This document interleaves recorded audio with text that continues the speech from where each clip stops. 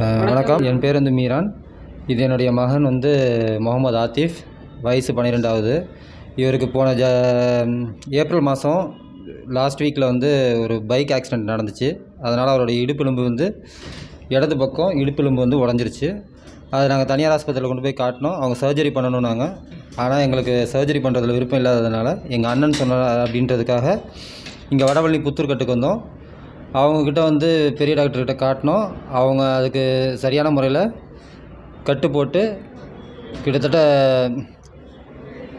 April last week வந்தோம்.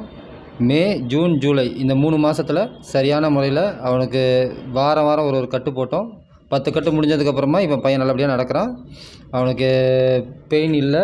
இப்போது படிப்படியாக அவங்க சொன்ன எக்ஸசைஸும் பண்ணிக்கிட்டு இருக்கிறான். எங்களுக்கு வந்து இந்த கட்டு போட்டதில் பூர்ண மகிழ்ச்சியாக தான் இருக்குது. பையன் எந்த விதமான ஃபால்ட் இல்லாமல் நல்லபடியாக தான் நடக்கிறான்.